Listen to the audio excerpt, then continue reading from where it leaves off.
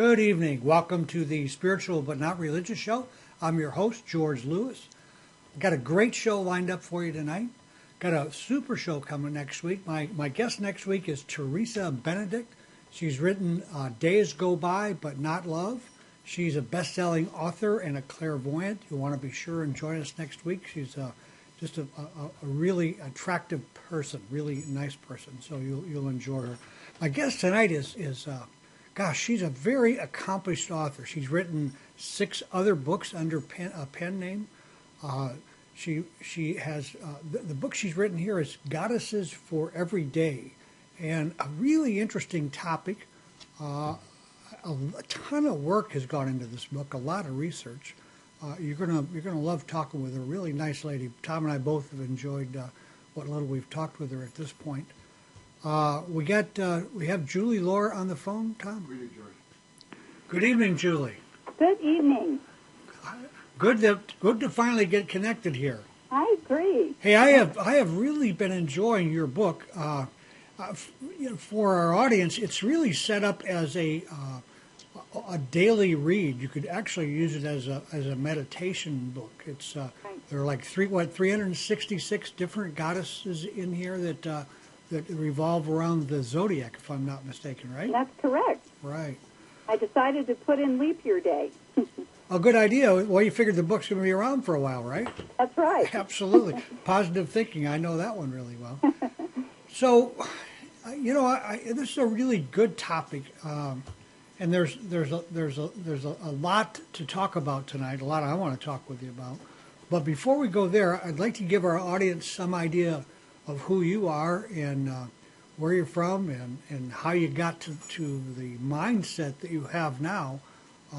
What was your religious, if your spiritual upbringing? Was it Christian or how were you raised? Maybe you can give us kind of a brief bio on yourself before we get started here. Oh, sure. I'd be happy to. Well, let's see. It's kind of a complicated story. I grew up Catholic, and in fact, except for 1 year when I went to Ohio State, all the rest of my education, including then going on to a Catholic college, so I had like 15 years of Catholic education, and it was a lot to recover from. Huh. I was 20. I was part of a program. Students went to Mexico, and it was students from Catholic colleges and seminaries. It's a bit like a Catholic Peace Corps. And I got very ill and almost died, had a full-blown near-death experience. It actually took me decades to figure out what had happened to me. And that just blew my whole world wide open. And when I came back from that experience, I was 20, went back to college. And between that time and, probably the next 20 years or so, I read over 1,000 books in every kind of spiritual tradition I could find. The Edgar Cayce material came to me at an early point, so I spent a lot of years with that. Studied astrology, studied tarot, and I guess now I prefer not to be labeled in any way. I'd rather think that my own spiritual path draws from as many different traditions as possible. The student of the Alice Bailey material for years as well, and a student of a school out in California that teaches tarot and astrology, esoteric astrology. So I'm kind of a perennial student, which probably anybody who reads the book will get a sense of that. So I think I do have a background in corporate America. I kind of led a double life for a very long time. Got married, had children, raised a family, worked in corporate America. But during that whole time, I was embarked upon this inner spiritual search, trying to understand, number one, what had happened to me in my near-death experience, and also understanding more of the wisdom from traditions around the world. So much of your time has been spent in the mystic, not mystic, but the mystery traditions. You and I have traveled very much similar paths. So if you were into Alice Bailey, you must have been into Blavatsky? Yes. And Theosophy. How long were you involved with Theosophy? I would say that I still read it. I'm still interested. Right. I don't know. It's kind of interesting. I have tried not to be involved with joining or groups or that sort of thing. I think I got over that in all my Catholic years. But I have been like a sponge trying to understand these different traditions. So I think I've read almost all of the Bailey books and The Secret Doctrine and Isis Unveiled and all of those, just trying to get a better understanding of... well, I think that's essential. Our spiritual life really is hugely important. And, the reality is that a lot of people get misled. I mean, there are how many different traditions out there that some of them that really are anti each other, and who's right and who's wrong. Exactly, and I don't know if you know this, George, but I did a talk recently at our local Unitarian Universalist Church, and on what was really going on with Christianity 2,000 years ago. And during that research, I discovered that there are it's 38,000 plus denominations of Christianity. Yeah, I know, it's staggering.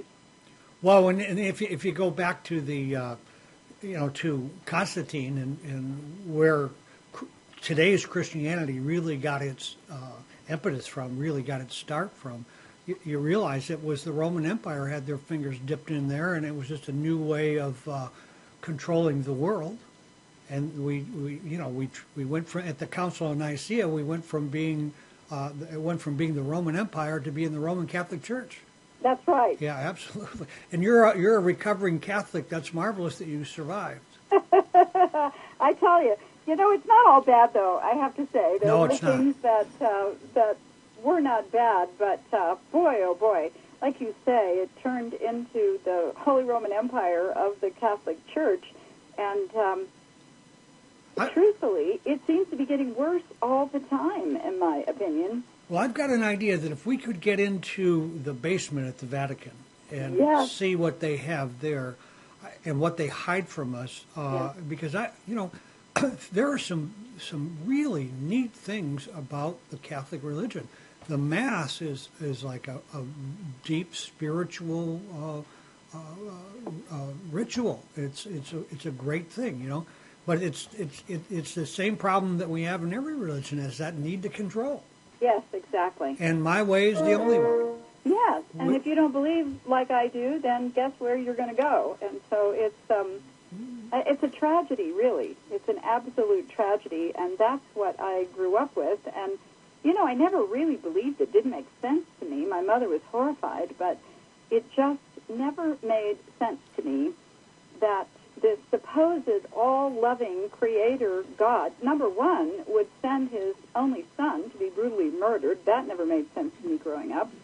And it also never made sense to me in the way the monotheistic religions operated, that half of humanity wasn't represented by anything divine. That was, of course, part of what put me on the path that I've been on for about the past 10 years. Well, some of the kindest, most spiritual people in the world are completely excluded from any possibility of going to heaven. And if I watched a program that had a fellow who was on death row, and if you heard the things he did, that it make the hair stand up on the back of your head, maybe even on the top. But this guy was cruel, and and his thing was, well, I've been saved. Jesus has forgiven me. There's no problem, and and hey, he said, what's the difference if you kill somebody or you steal a cracker? And, wow. Yeah, and it's like it's pretty interesting. But anyhow, I'm glad that I, like you, I'm not a joiner. I'm very much into the mystery. I'm convinced that my imagination is not big enough to put a definition around God, higher power, whatever force, and whatever you want to call it. Far too mysterious for me to really understand. My biggest thing these days is just trying to figure out how I can live most productively and with as much kindness and do as little harm as possible in that process. And what you said reminds me of that famous line. Probably you saw the movie I think it was called Contact with Jodie Foster. Yes.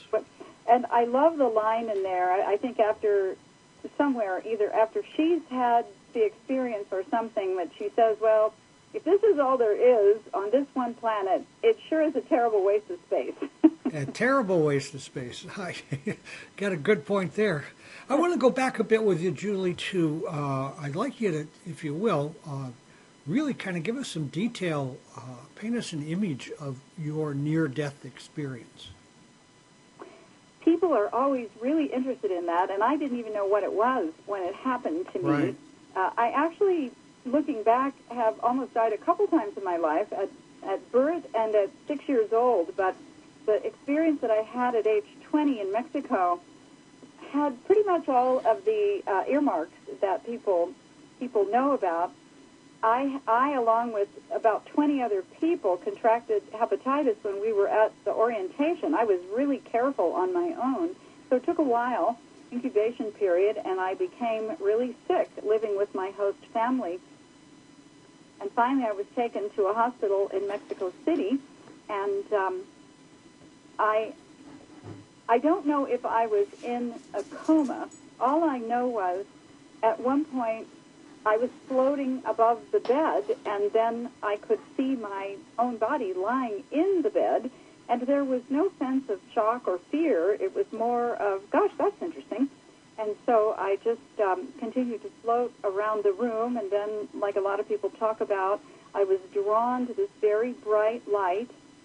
I sort of floated toward the light. In my case, it didn't seem like a tunnel that people often describe, more like a ball of light. But inside that ball of light were relatives who had died, and there was this being, and I couldn't detect a gender, but there was a being who I knew could see me to the absolute core of my being, all the good, the bad, and the ugly, and yet loved me absolutely unconditionally. And a lot of people speculate on what that is. I guess I'm inclined to think it's probably my own soul at some level, but I don't know. And I wanted to stay, and telepathically this being communicated to me that I had to go back, but that this experience was being given to me because I would have a lot of pain to go through in my life, and this being wanted me to always know how much I was loved. And it was an amazing feeling. I've never forgotten it. But when I woke up in that bed, I was angry. I did not want to be back. Excuse me, it was too nice over there, huh? Yes. I mean, it's a completely different feeling, and I'm not sure very many people in their lives, except maybe those who may have had near-death experiences or visits from angels or whatever, have had the experience of what unconditional love really feels like.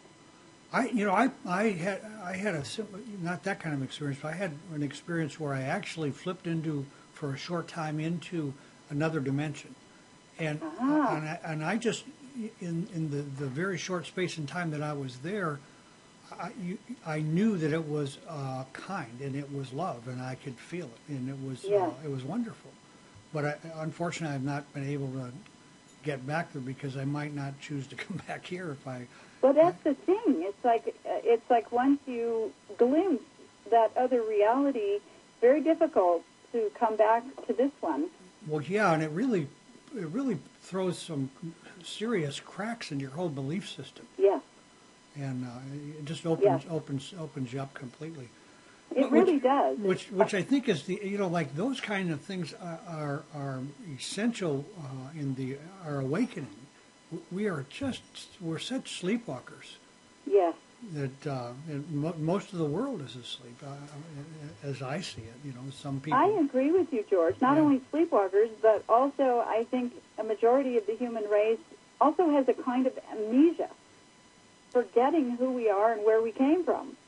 Yeah, so it's a really deadly combination of sleepwalking and amnesia. Well, it is, and what's interesting about that idea, Julie, is that what we conjure up is a bad version of ourselves. Yeah. As opposed to a loving, good version. It's an interesting thing.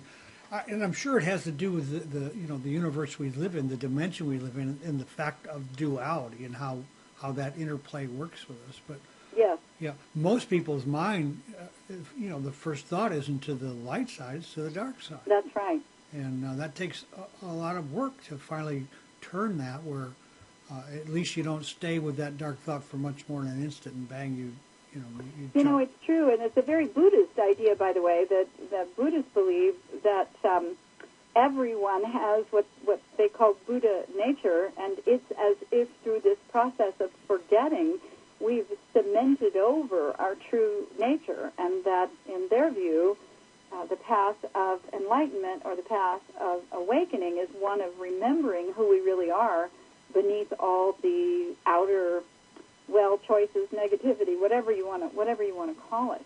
But it's a process of moving back to our true nature. Yeah, absolutely. Well, and also that idea from the Hindus of Maya plays in, pretty strong. We get caught up in this material stuff. I just had the privilege of doing a eulogy for a good friend who this past week who passed on, and he really I watched him spend the last 15 years of his life. His whole focus was on preparing for the afterlife.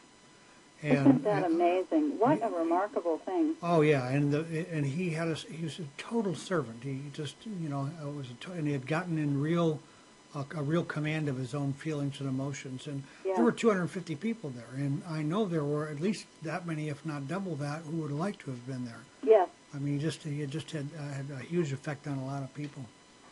So let's talk a bit about the goddesses and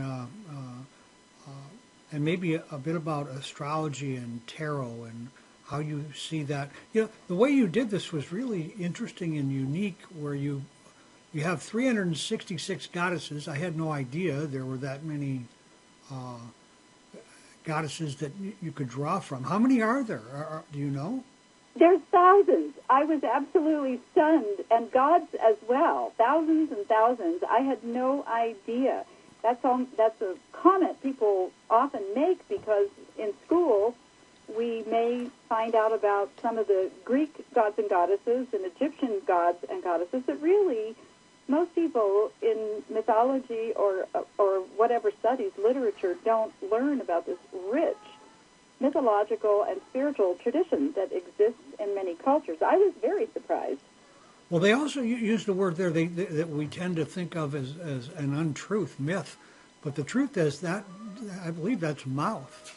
That's right. And what that really is, just talking about the oral tradition, as the story has passed on. That's exactly right, and the word comes from the same root, as you said, as mouth, and in fact, it's something that is so interesting to me, because when someone says, as you're implying, as you're stating, when someone says in today's world that's just a myth, they mean it's not true. But in point of fact, in ancient cultures, myths were sacred stories, and they were the way cultures encoded or transmitted their most sacred truths. So once upon a time, if somebody said myth, it meant something you paid attention to.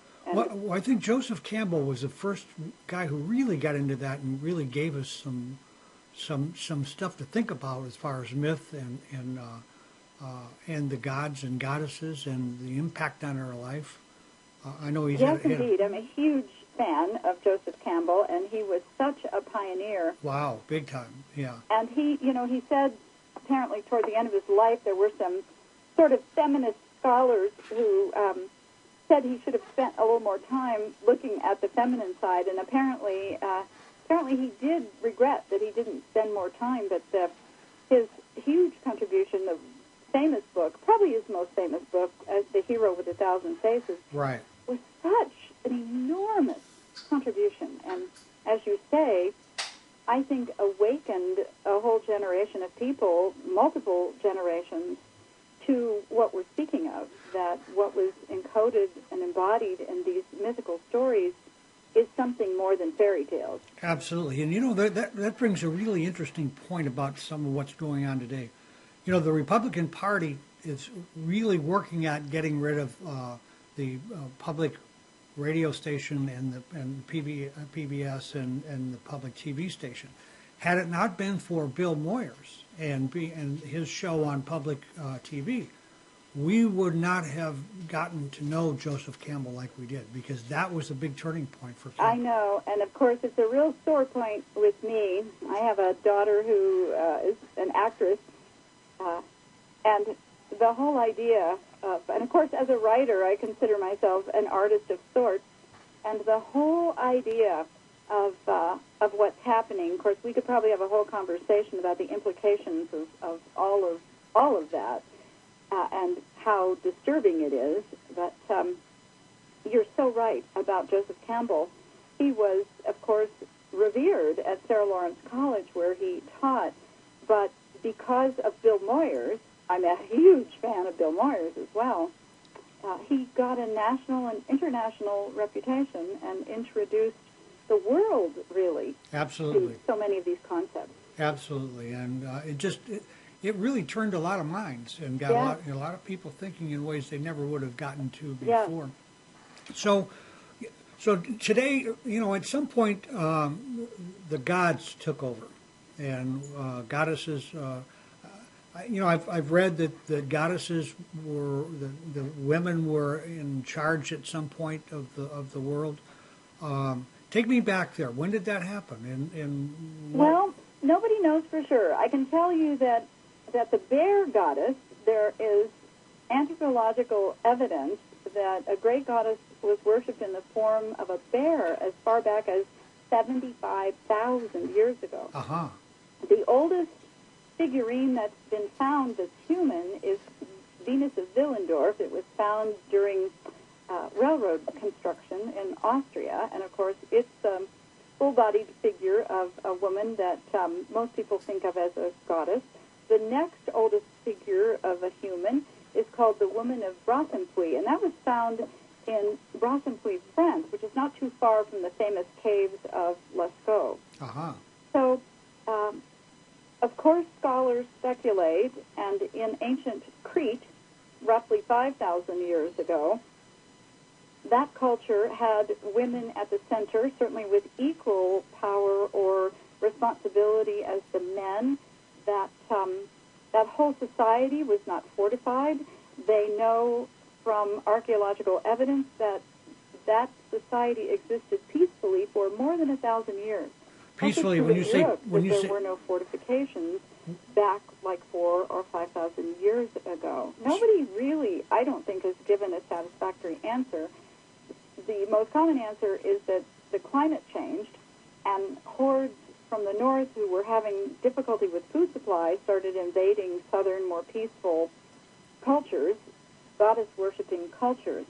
But we're pretty sure that it was primarily a great goddess who was worshipped and revered probably 5,000 years and farther back, as far back as we would know. The new site that's been discovered fairly recently in Turkey, I know I'm not saying this correctly, but if you look at it how it's spelled, it looks like Qatal Hayuk. That particular culture, they believe, they've dated back to 11,000 years ago. It also was a goddess-worshipping culture.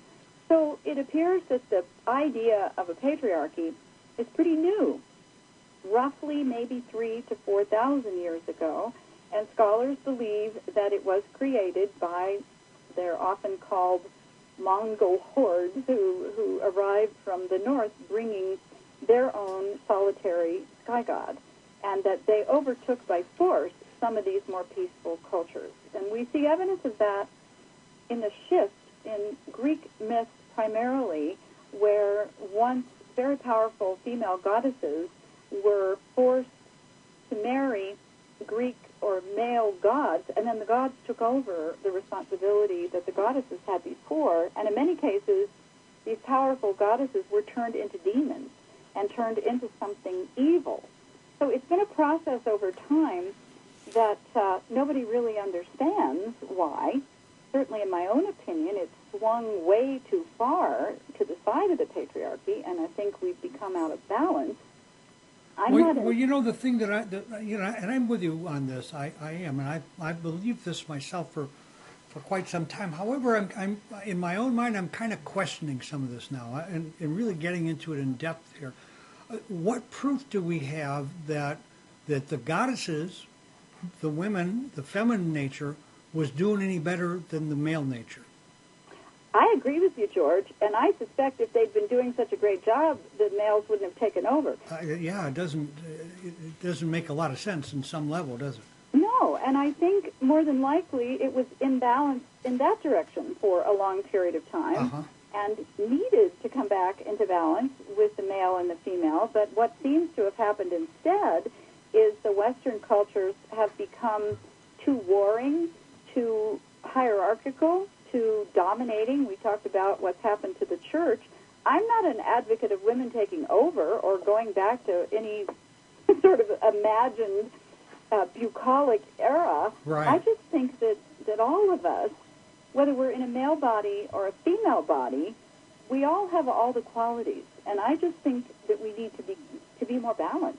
I think that women need to understand what might be a uniquely more receptive, I hate to use the word that relates to gender, but right. It seems to me as an oversimplification that what I'll call female energy is more magnetic. It draws things to it, whereas male energy, again being stereotypical, is more projective. It's the male energy in all of us that sets a goal and decides to go after it, and is the energy that has that sort of martial quality, being willing and, if necessary, to fight for a cause. Well, I think you're really right on there. It seems to me, in your book, in thinking about talking with you, really set me to thinking this through more than I had before. It seems to me, we're all male and female, right?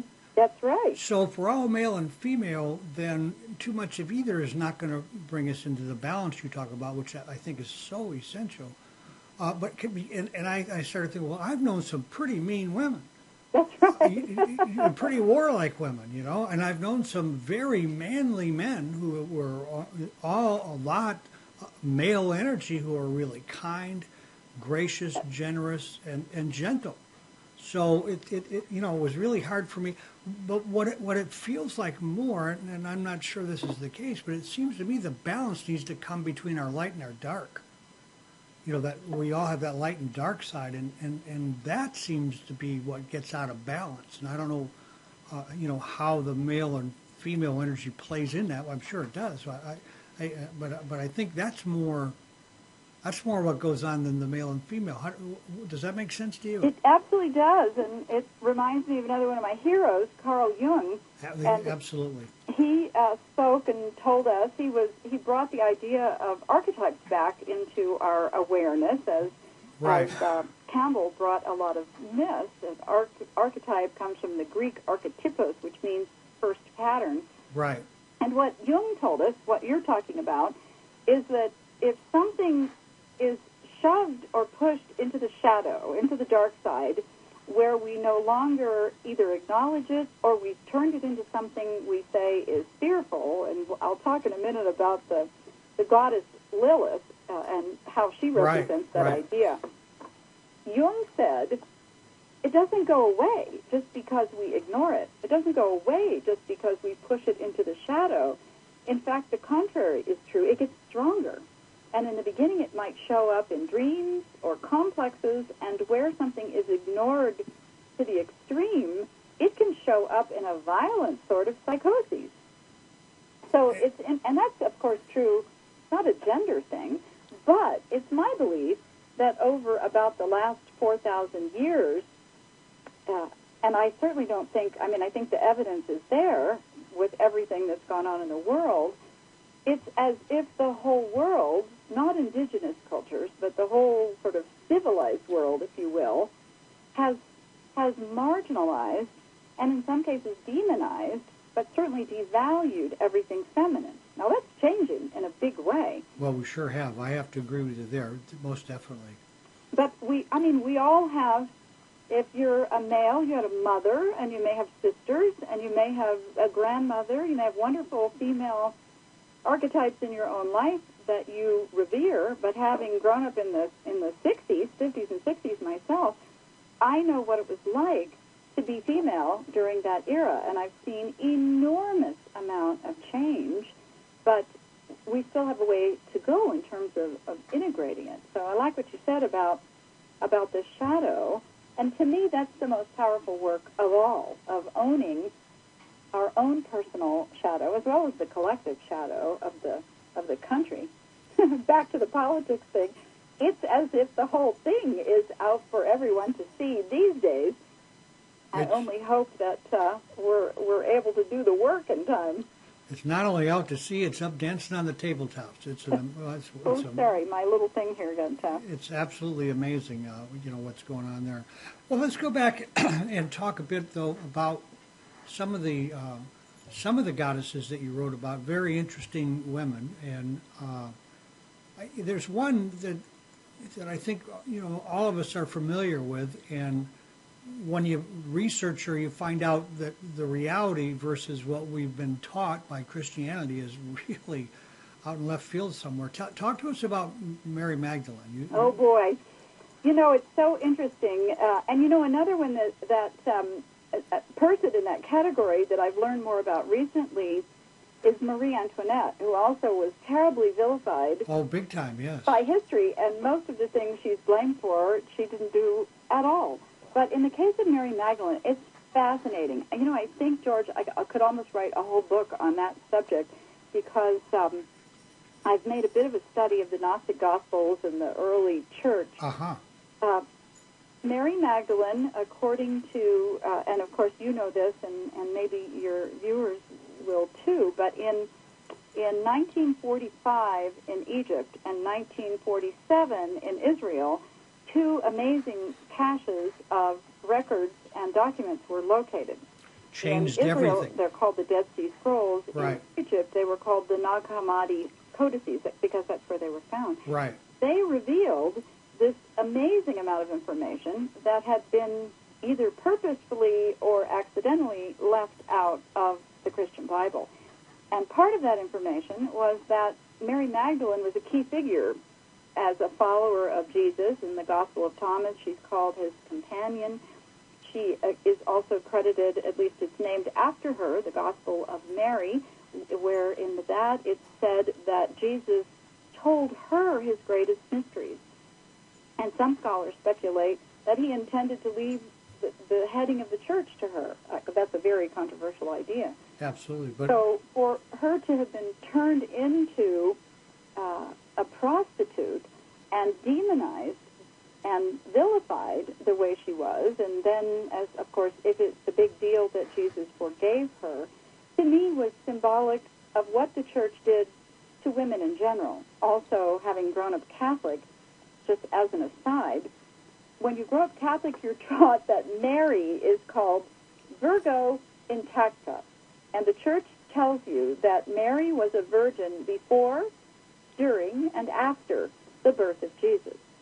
So what has happened is the two Marys, one was turned into this virgin mother who did not know a human male, who conceived through God, and then Mary Magdalene on the other extreme was turned into a whore. What happens to the ordinary human female who wants to have an ordinary relationship? Somehow that's left out of the picture or said that it's not okay. Right. Mary Magdalene was an amazing figure in her own right, and it's even said in the Bible that she traveled with Jesus and provided a great deal of resource, financial, we assume, for his teaching, along with other women. So it's... Well, you know what's interesting when you talk about the vilification and the way that they really denigrated her, reminds me very much of how politics works. That's exactly how they do away with their opposition, is by vilifying them and denigrating them, and people end up believing it, and sometimes whole lives are destroyed in that process. It's so true. Yeah. Why do we believe that? Why do we allow it?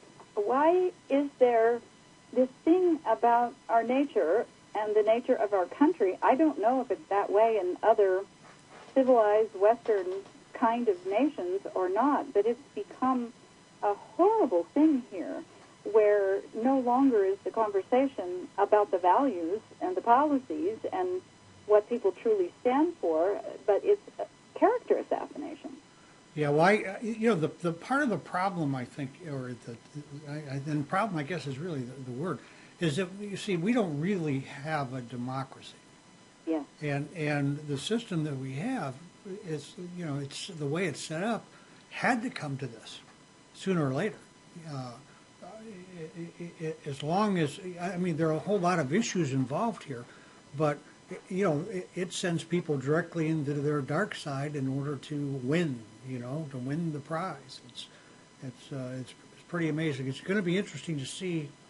I hope I'm around long enough to see how all this plays out. But I know, I feel that way too. And, yeah. and this is an astrological aside that may not make a lot of sense, but the planet Pluto, well, the dwarf planet now Pluto, but astrologers think it's as powerful as ever, will be moving back to the place it was at the time America was created. And it takes Pluto approximately 248 years to go around the sun. So in about, I think it's about 10, 14 more years, I can't remember exactly, Pluto will return to the place it was in America's chart when the nation was born. That's called a Pluto return. And most astrologers, me included, feel that that's going to signal the death and either potential rebirth out of the ashes, phoenix-like, or something else entirely. And that the country, in either case, we may not recognize it anymore. And it's interesting, as you say, to watch this unfold right before our very eyes. Well, we've lived in some interesting times, you and I. Yes, indeed. It certainly has been fast and not boring whatsoever. Nope, it hasn't been boring, that's for sure. Back when we were talking about the Gnostics and about the Nag Hammadi and the Dead Sea Scrolls, Carl Jung actually bought on the black market one of the codices. It's known as the Jung Codice. I did not know that. Oh, yes. He was very much a Gnostic. As a matter of fact, he penned a codice himself under a pen name. And Balzac, or I can't think of it is offhand. But much of what Jung did, he couldn't talk about because, as a psychologist, if he'd have brought any of that kind of thing in, especially his one-time mentor, Freud would have killed him. They would have destroyed his whole. They'd have done character assassination with this man, and he's had some big impact. A lot of impact that people aren't aware of. Well, I have a book that's called The Gnostic Jung, and it's written by somebody else. I can't remember now the name of the person who wrote it, and maybe it's in there somewhere. I thought I read that book, but you gave me a great pearl of information tonight. I did not know that. Oh yeah, Jung has been one of my teachers. I'm very much into Carl Jung. He's pretty amazing man, really. Oh, absolutely. And another great hero of our time, really, in terms of the information that he made available to so many people. Well, I'll tell you what's interesting about Jung and Freud.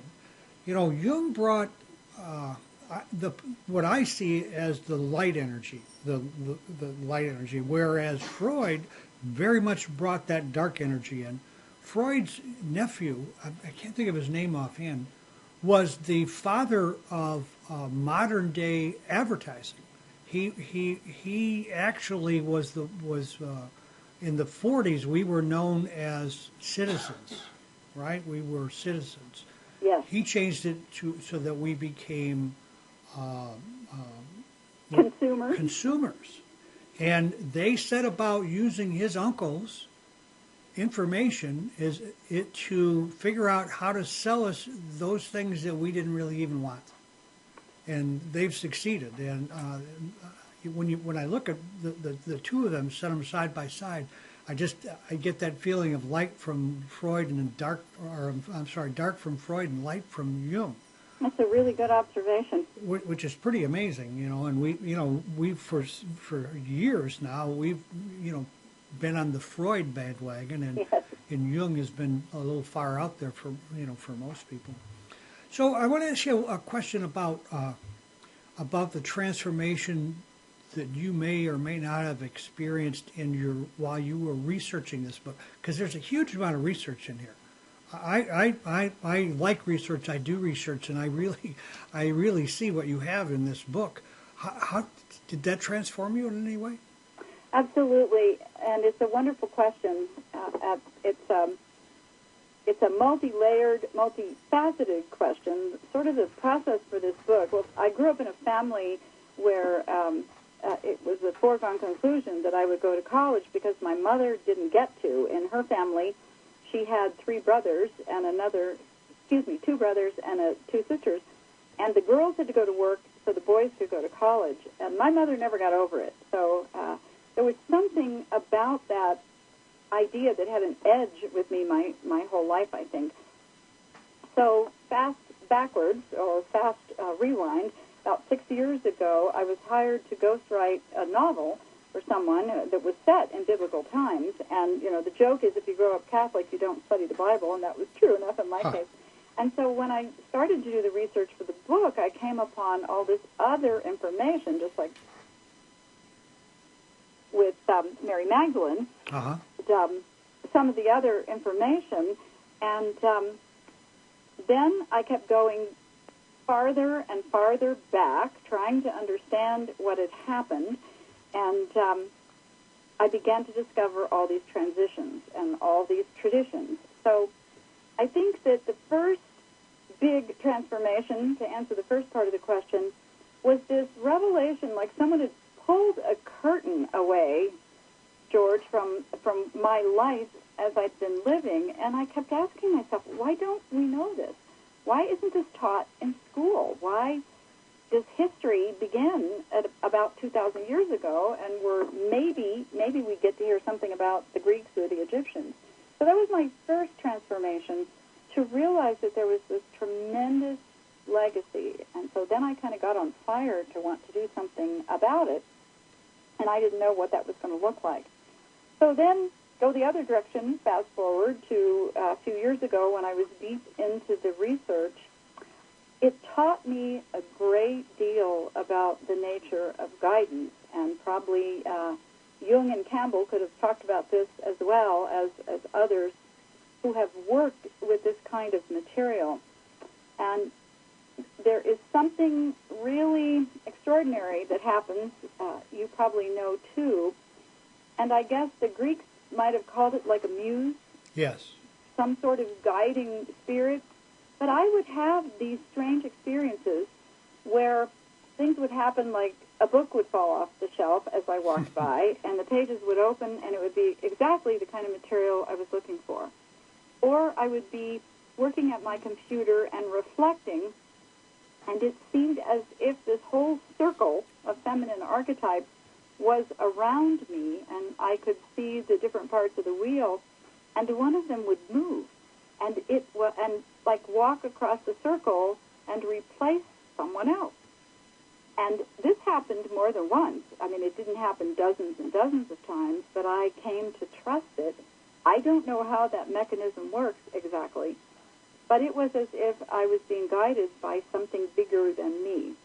And the goddess would move to a new place, and I would then have to do more research, go farther back in time, to try to understand what the deeper meaning was and why she really did belong in the place where she had positioned herself. So I had these amazing experiences of inspiration, I guess you would call it, that I have no explanation for in the ordinary world, but I know artists or poets or other people describe these sorts of things, and so it's deeply transforming.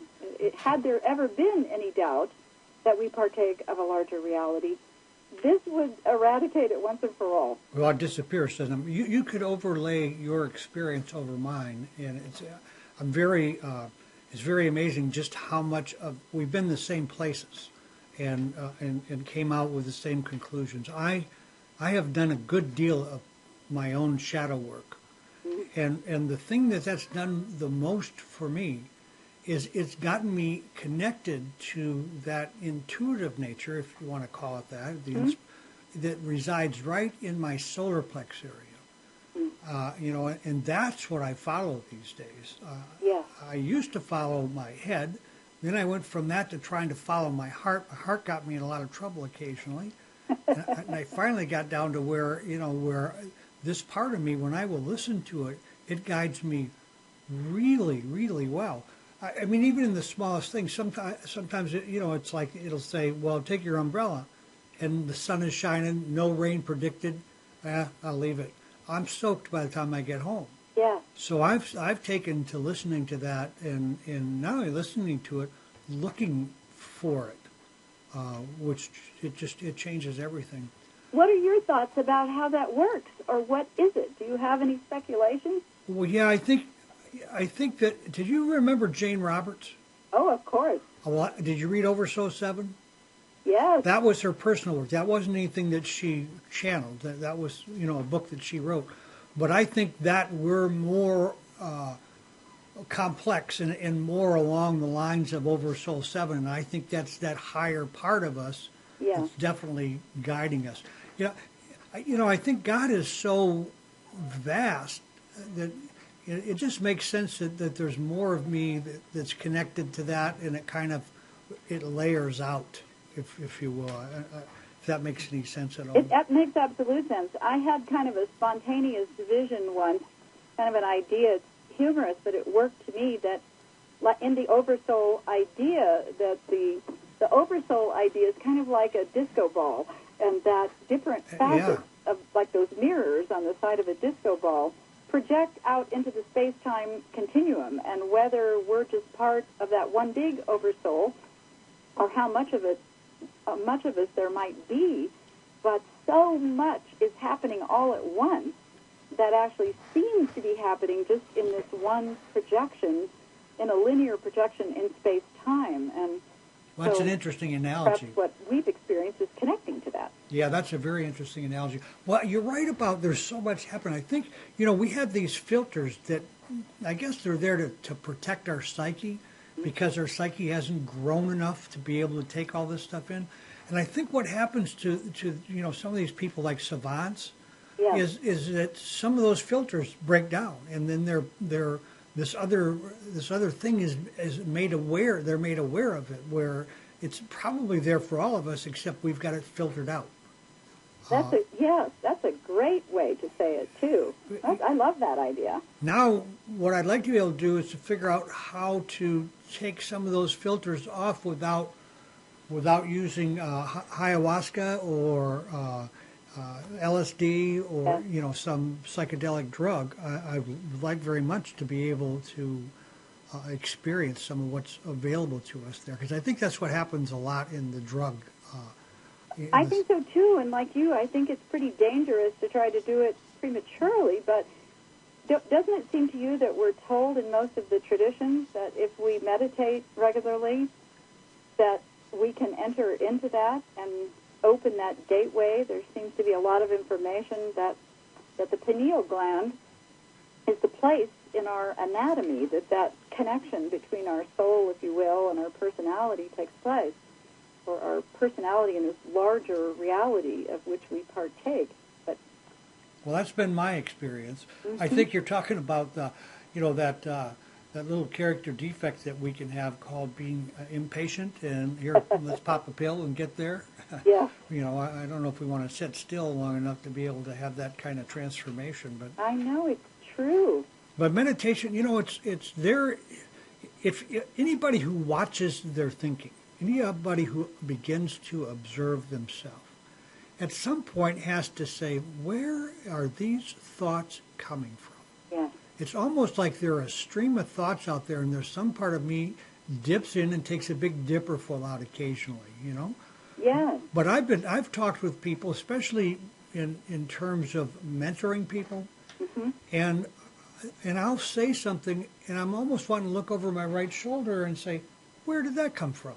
Who said that? I've never said it before in my life, never thought it before, and all of a sudden it pops out of my mouth, and it's like, well, where did that come from? So there's much that we're unaware of. Tommy, how we doing time wise? About 10 minutes. Oh, good. We got about 10 minutes left. I want to. You and I have a hunch could talk for days. I want to talk. I want to kind of bring it back here to the goddesses at this point, though.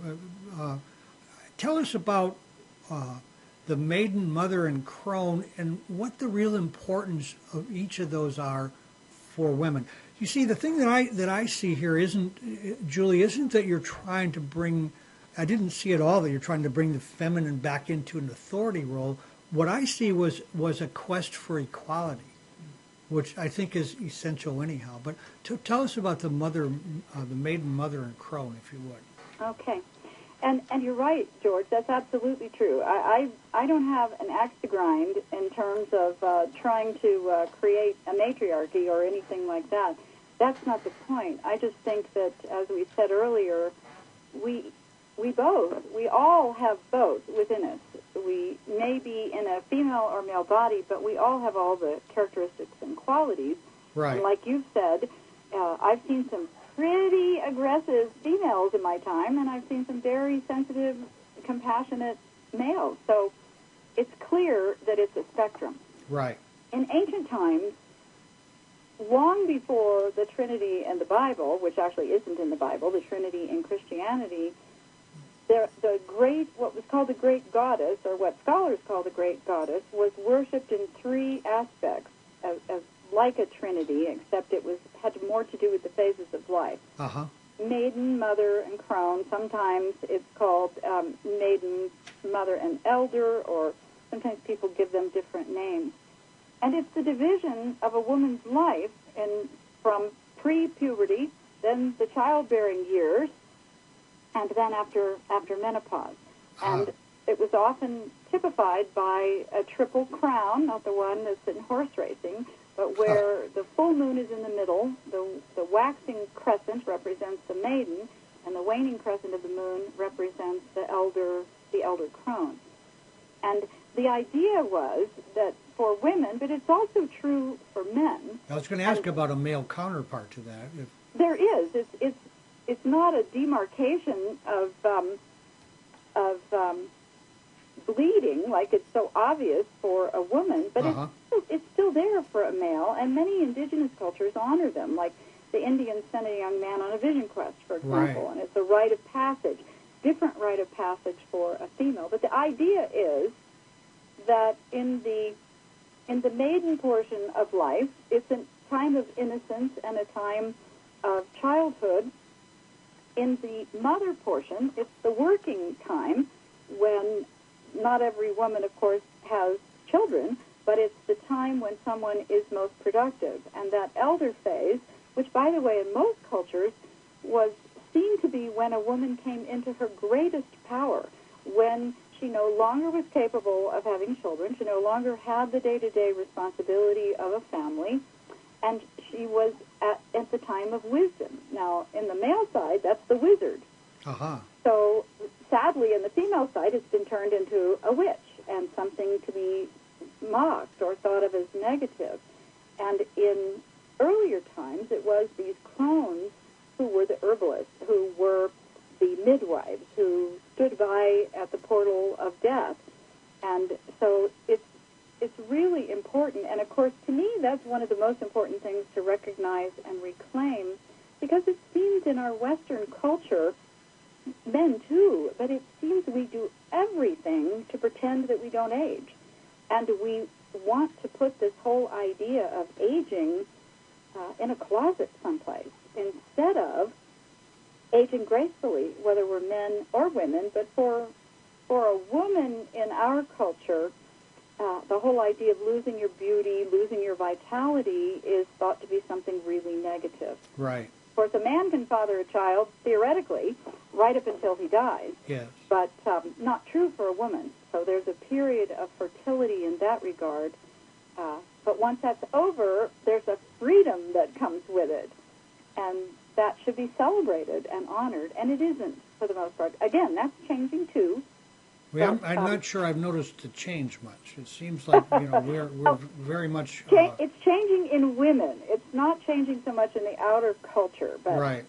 I'm here to tell you I do workshops and I do work with women, and there is at least in women the acknowledgement that this needs to be true, and within women more of an honoring. There's still this double standard and a difficult time of dealing with the outer world.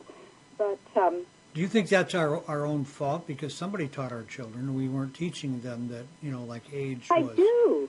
Yeah. I do think it's our fault, and I, as I've said to many women, what's the matter with you the way you've raised your sons?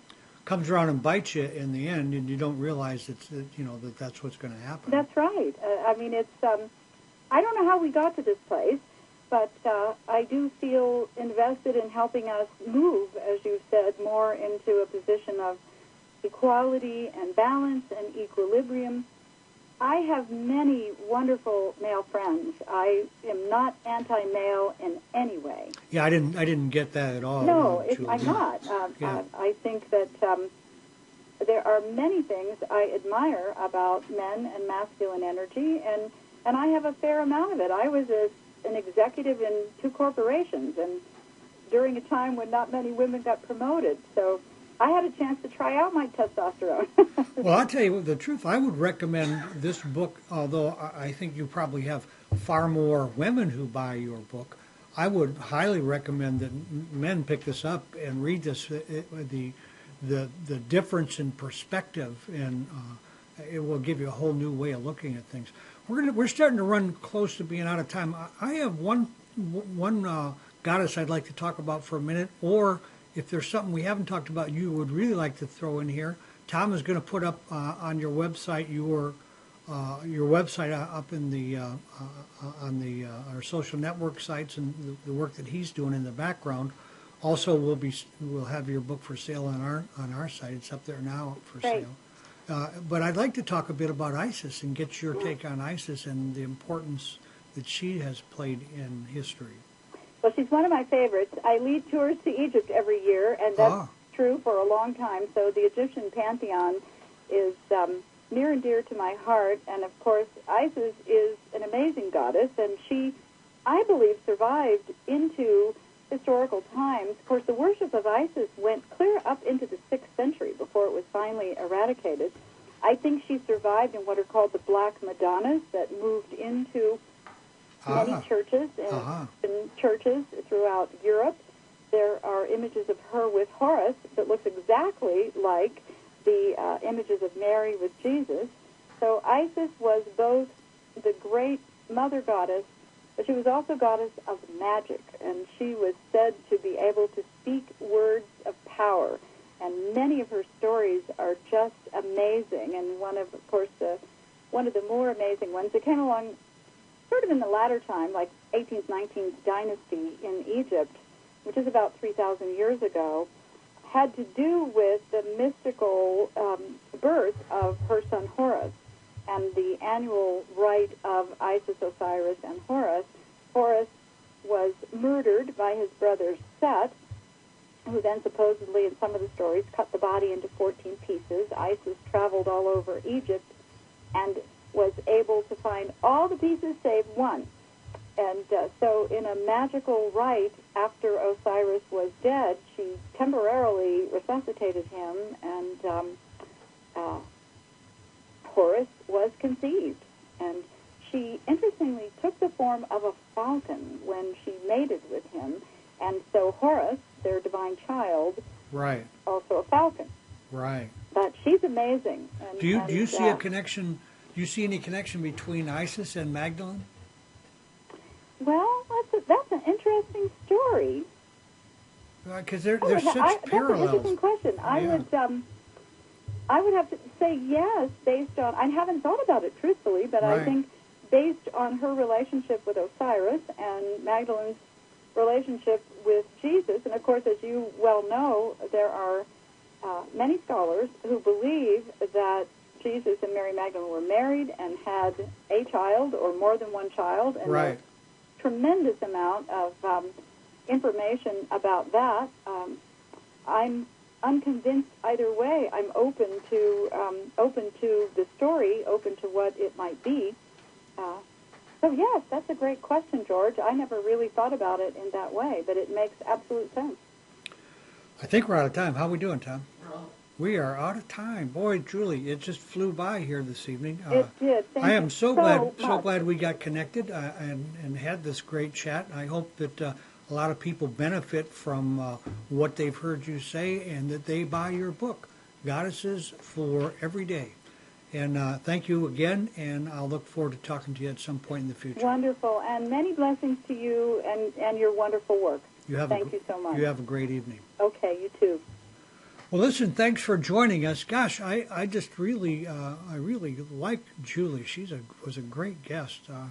It should have been a 2-hour show from my viewpoint, probably not yours. Remember, next week we've got Teresa Benedict and Days Go By Not Love. And in the meantime, don't forget to accentuate the positive and have a fantastic week.